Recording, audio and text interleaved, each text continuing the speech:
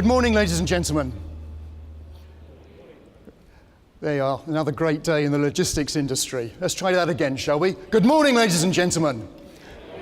That's more like it. Great to see you, all of you here today. They've asked me to give you an overview of some of the issues that are confronting the industry at the moment, some of the topics that the Freight Transport Association is working on, some of the things we're going to be talking about later in the conference today, and some of the things that I think it's pretty certain are going to come and either dominate or certainly interfere with your lives as working transport managers over the next 12 months. They were expecting to have a minister come along here and tell you all about that. He would have told you how great things are and what great things the government are doing. There are also, as you've already been hearing from Quentin, some quite worrying things that the government is doing, and I'm going to be picking up on a few of those in the next few minutes or so. And then they said, James, can you also ask the audience a few questions, get a bit of interaction going? So there's going to be a few questions in here that I'm going to be asking you to respond to in the course of the presentation. And then they said, and James, can you do it all in 15 minutes? So we better get on with it. What I'm going to do is to try to capture some of the issues that we're confronting at the moment in just 6 numbers. They are taken from the 2017 edition of FTA's annual logistics report, published in association with Santander. It's published today. Copies are available on the stand in the exhibition area. You can also download this from the FTA website. So let's see how we go on. I'm going to present to you some numbers. I'm going to ask you if you recognize them. Do you know what these numbers mean? Here's the first one.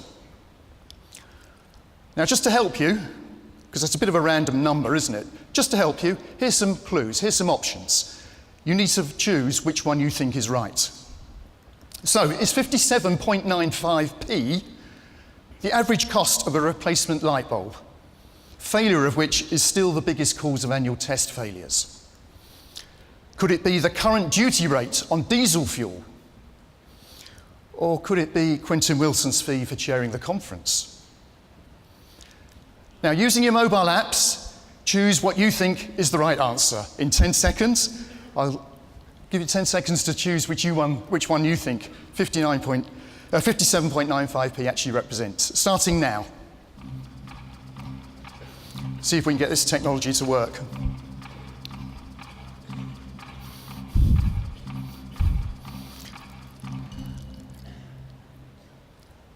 And our survey said, well done, you've been paying attention.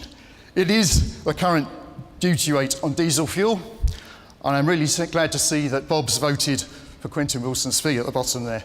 So actually that number has got a lot to do with Quentin, and he's already mentioned it, but I do think we should take pause at this time just to record the huge significance of the fact that that number, still the highest in Europe, but has stayed the same for 6 years, despite the persistent efforts of Chancellors of the Exchequer to try to increase it.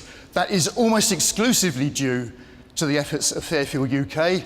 Please can I ask for a round of applause in appreciation of their very significant efforts over that time. Quentin.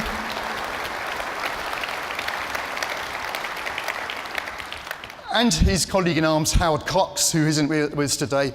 But what they have achieved is not only hugely significant for this industry, let me tell you, it also reverberates around Westminster as a campaign to be fearful of. So they really have put this issue on the map. 57.95p. Let's hope we can keep it there. For the reasons you've heard from Quentin, it's going to be tough. The landscape is changing. There are different factors here. The Chancellor is undertaking a review of diesel over the course of the summer. He's moved his budget to the October period now. If you remember, he changed it as an October budget. So that number, we're going to have to work really hard to keep the same going forward. And I'll come back to the problem with diesel a little bit later on. Let's try the second number. Slightly bigger number, this one. Anyone recognise that? Here's 3 options for you.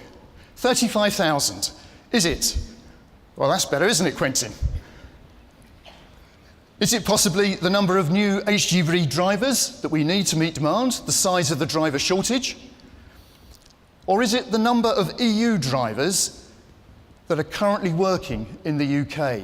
So the number of our drivers that are actually living and working here on a non-UK passport and a foreign driving licence. 1, 2 or 3, choose your answer now.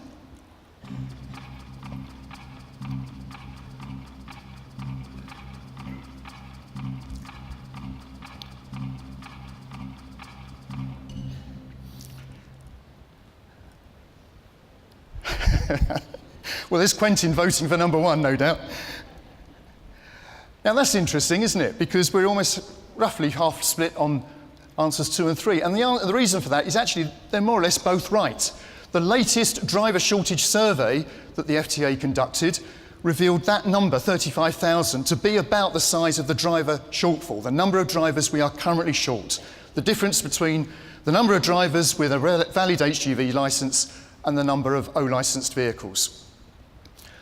Coincidentally, and I guess it only is coincidence, it is also the number we believe of foreign drivers working in the UK. Those drivers that, if the Brexit negotiations go all wrong in the next couple of years, could suddenly find themselves in a very different situation. Possibly they might be persuaded to return to their native countries.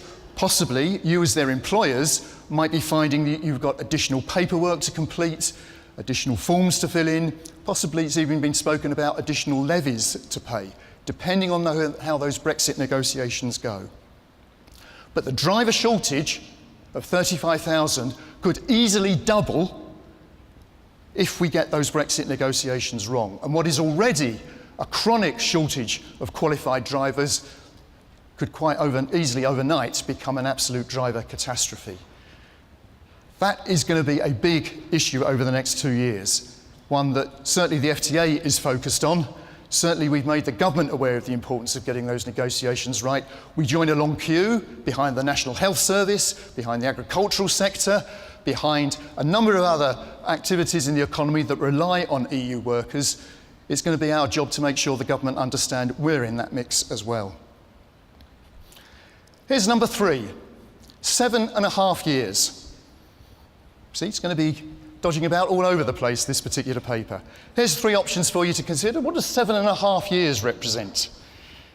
Now, she's not here yet, so I can say this. Is it the time taken to get an O-licence variation through Mrs. Bell's office? Is it possibly the number of years that Mrs. Bell has been our Senior Traffic Commissioner? Or, on a slightly more sombre note and serious note, could it be the jail sentence that was handed down to the operator of the truck that careered out of control down a hill in Bath 2 years ago, killing 6 people? What do you think it is? Vote now, 1, 2 or 3, 10 seconds.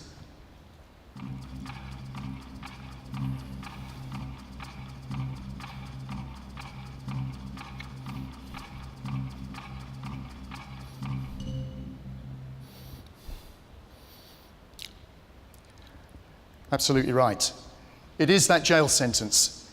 A jail sentence which, at the end of January, when it was handed down by the judge, sent shockwaves through this industry, as it rightly should have done. It meant that if you are found guilty of manslaughter, as that individual was, that's the scale of the sort of sentence that you can expect. It was a reminder that despite all of our best efforts to raise standards and achieve high levels of compliance, there are still those out there operating trucks that think they don't have to care, think they don't have to bother. Now, over the course of the rest of this year, and indeed later on in this conference, you will hear about DVSA's efforts to crack down on the seriously and serially non-compliant operator. They will be talking about their earned recognition scheme, something which has got great opportunity to help them switch resources from enforcing on the guys that generally get it right to those that are seriously out to act illegally. The measure of success for earned recognition will be the degree to which DVSA can switch resources across to bring operators that believe they don't have to care, that the rules don't apply to them, to book and possibly even to court.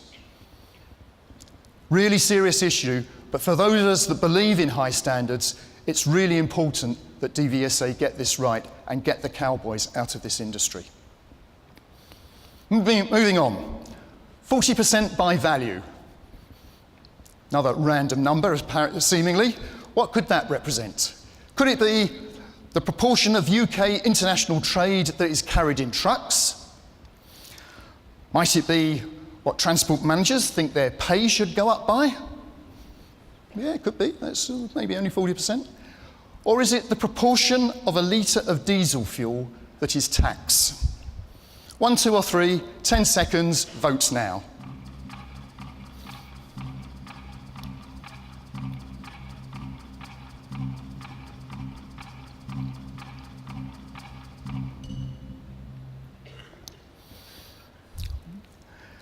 Well, that's interesting. Let me tell you, 57.95p is a much bigger 40% proportion of price of fuel than 40%. It's closer to 60%, it's close, depending on what the price of fuel actually is. No, 40% by value, and this was a staggering statistic when I first found this out, is actually the proportion of all international trade that leaves or enters the country in the back of a lorry. So when you think of global trading, you normally think of containers being lifted off onto ships and air cargo and so on. No, 40% of this country's trade by value is going out in ro-ro ferries or in unaccompanied trailers. 17%, 17%, so nearly half of that amount, is going out across the Dover Straits. So Brexit, whatever its offer, whatever its benefits, is clearly going to have a big, big impact on our international trade with the European Union. And this is a number which, for me, captures just how important it is that whatever else falls out of those negotiations at a political level, Brexit is going to have to work for the day-to-day logistics operations on which this country relies. Now, we're hearing a lot about how trade talks can't start until divorce proceedings have been completed. But the purpose and the task of the Freight Transport Association and others will be to make sure the government never loses sight of that value and that significance. The danger is the politicians get it wrong, and all of the fallout, all of the unthought through issues, all of the uncompleted tasks, all of the bureaucracy, all of the headaches, all of the hang-ups just land on your desks as logisticians and transport managers, and you're just expected to sort it out. Now, having said that, I have every confidence that this industry will rise to that challenge. It will get it right. It will keep Britain trading. I just want to make sure that the government doesn't take it for granted, and it does actually appreciate the huge effort that all of us that trade with Europe and indeed globally are going to have to be putting in order to get Brexit to work for logistics and international trade. Because it is almost certain that we will be the ones that keep Britain trading. Now, I realise that I'm running a little bit out of time, so the last two numbers I'm just going to talk you through. Now, that could be a really good password to stop you getting hacked by ransomware. Fairly random sequence of characters, that is. But actually, that is the golden number in the air quality debate. Because that is the maximum amount of NOx, nitrogen oxides, to which Quentin referred earlier, that can be emitted by a Euro 6 engine. That is an incredibly small number.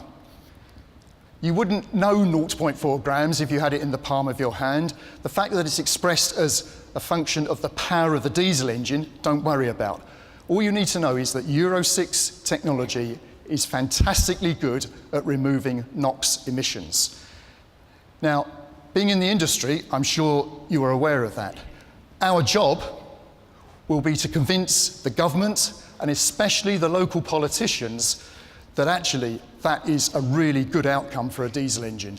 It's not something to be ashamed of, indeed it's something to be proud of, and that the Euro 6 engine must not be demonised in the way that they are currently demonising the rest of the diesel fleet.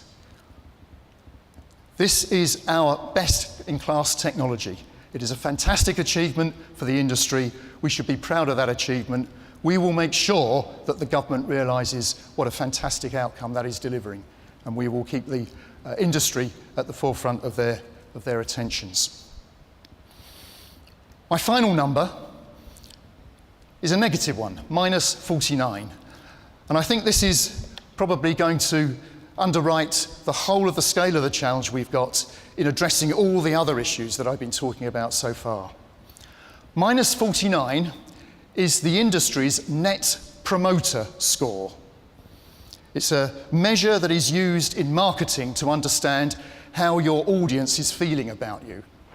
And last year, the FTA conducted a net promoter score survey amongst a statistically representative sample of members of the public, and that was the outcome. Now, net promoter scores work on the basis that you work on a scale from plus 100 to minus 100. Okay, and a score of minus 49, so here we go, plus 100 coming up now to 0 at the top, and minus 49 is about halfway down in the negative scale. And it's meaning that more people are going to talk a friend or a member of their family out of a career in logistics than would promote it. So on balance, our sample survey was telling us people don't feel good about recommending a friend or a family go get a job in logistics. That is a serious image problem that we have got to address. If we're going to deal with our driver shortage, if we're going to deal with our skills gap generally, we have got to get this industry better understood, better valued, better appreciated. That is going to be a major preoccupation. If we can do that amongst the public in general, then we can have got a better chance of convincing politicians that they can back us, that they can support us, that they can feel proud of the logistics industry. That was an attempt to overview the challenges that are facing the logistics industry in just 6 numbers. If you want more, there's 90 pages worth of data, of facts, of opinion, of information in the 2017 logistics report. Please help yourself to a copy on the FTA stand. I hope you've enjoyed this. There's a fantastic year ahead of us. There's some real challenges, but I hope you can understand that the Freight Transport Association is certainly fighting your corner, and we can hold our heads up at being proud of the industry that we work in. Thank you very much for your attention.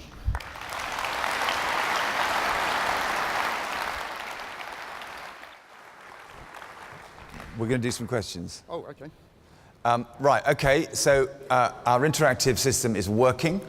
We're going to go through it in a minute and do some practicing, but some questions here for you, James. Here's a good one. If at the Brexit negotiation table you're representing logistics, what's your #1 priority that provides a level of safeguard against all the other challenges in the industry? Difficult one, I know. The safeguard is to make sure the government understands what's at stake. That's that 40% number. This isn't some sideshow in the political ramifications. This is the British economy that's at stake. And 35,000 is the number of EU drivers that we currently employ. Any football club manager would be proud as a Saturday afternoon attendance number. It is a very big number. We need to make sure that the government understand the scale of the challenge of what they've taken on, and don't just assume that we will just work it out as we normally do. Here's another one. If there's a driver shortage of 35,000, why have wages not increased in 10 years? Job sites are full of adverts for £10 an hour jobs. Why do normal rules of supply and demand not apply to the driver shortage? A good question. A very good question. I wish I knew the answer, Quentin. I don't employ drivers. I just represent those that do. And I've asked that question very often because, by rights, that exact law of supply and demand should kick in. A driver shortage should drive wages up. It could be because currently We don't understand the scale of the shortage. We've muddled through with agency drivers, we've muddled through with short-term fixes, but something's got to have to give, because we can't keep this driver shortage that size and expect to continue business as usual. Could those low wages be a direct consequence of foreign drivers? They could be, of course they could be. And that would be on top of the fact we need to find 35,000 more drivers if we haven't got access to EU drivers. Not only have we got 35,000 drivers to find, we've got to possibly pay them a whole lot of money. This is really big stuff. This is going to be game-changing stuff. And finally, what's fuel duty cost in other countries across Europe? Broadly, it's 70p goes in fuel duty in every litre of fuel, and in the cheapest, I think, is Lithuania and Estonia, where it's 50p. We should know this, James, but... Well, we do know this, Quentin. I'm trying to find the page number, so I can't answer that on stage. But it is the highest fuel duty level in Europe. It is. Second only, I think, to the Netherlands. And there's a 20 to 30p differential with other European cities. Indeed, and that is, unlike the fluctuations in the commodity price of oil, the fuel duty rate is entirely within the gift of governments to control, whether they want to or not, because of successful campaigning. But this is something where the British government can control the destiny for the British economy, and that's what we've been successful so far in persuading them of. Let's hope we can continue to do so. Fingers crossed, James. James, thank you very much indeed. Please give James a big round of applause.